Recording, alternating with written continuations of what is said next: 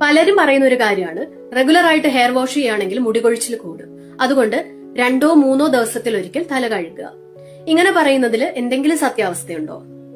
നമ്മുടെ സ്കാൽപ്പിൽ hair follicles നോക്കുകയാണെങ്കിൽ ഇത് പല സ്റ്റേജസിലാണ്.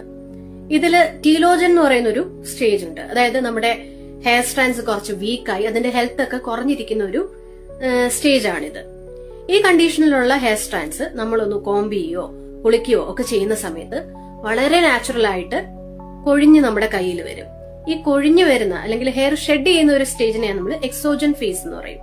അപ്പൊ ഈ ഒരു പ്രക്രിയ നമ്മുടെ സ്കാൽപ്പില് വളരെ നാച്ചുറൽ ആയിട്ട് നടക്കുന്ന ഒരു കാര്യമാണ്. ഇതിനെ നമ്മൾ ഹെയർ സൈക്കിൾ എന്ന് പറയും. അതുകൊണ്ട് എല്ലാ ദിവസവും ഒരു particular number of hair strands ഇളകി പോകുന്നത് കോമൺ ആണ്. അതിൽ യാതൊരു പ്രശ്നവും ഇല്ല. അപ്പൊ എങ്ങനെയാണ് നമ്മൾ എത്ര തവണ ഹെയർ വാഷ് ചെയ്യണം, അല്ലെങ്കിൽ ആ ഹെയർ വാഷ് ഫ്രീക്വൻസി എങ്ങനെ നമുക്ക് തീരുമാനിക്കാം? ഇത് പല ഫാക്ടേഴ്സ് നോക്കിയിട്ടാണ് നമ്മൾ ഡിസൈഡ് ചെയ്യേണ്ടത്.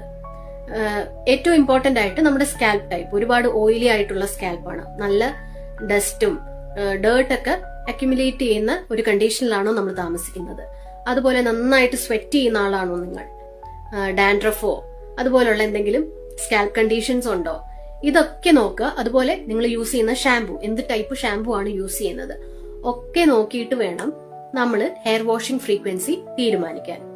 അതുപോലെ ഷാംപൂ യൂസ് ചെയ്യുന്നത് കൊണ്ട് മുടി കൊഴിയും എന്നൊന്നും പറയാൻ പറ്റില്ല. പക്ഷെ നമ്മൾ കുറച്ച് കാര്യങ്ങൾ കെയർഫുൾ ആയിരിക്കണം.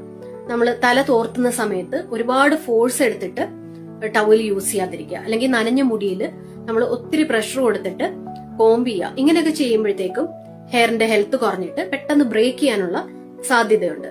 സോ ഹെയർ ബ്രേക്കേജും ഹെയർ ഫോളും രണ്ടും വ്യത്യസ്തമാണ്. നമ്മുടെ ഹെയർ ഫോളിക്കിൾസിൽ നിന്ന് തന്നെ മുടി ഇളകി വരികയാണ്, അതിനെയാണ് നമ്മൾ ഹെയർ ഫോൾ എന്ന് പറയുന്നത്. ഇതിന് പല കാരണങ്ങളുണ്ട്. കൂടുതലായിട്ടുള്ള ഹെയർ ഫോൾ വരികയാണെങ്കിൽ ചിലപ്പോ എന്തെങ്കിലും പർട്ടിക്കുലർ അസുഖങ്ങൾ കാരണം അങ്ങനെ വരാറുണ്ട്, അല്ലെങ്കിൽ നല്ല സ്ട്രെസ് ഉണ്ടെങ്കിൽ വരാറുണ്ട്, എന്തെങ്കിലും വൈറ്റമിൻ ഡെഫിഷ്യൻസീസ്, തൈറോയിഡ് പോലുള്ള കണ്ടീഷൻസ്.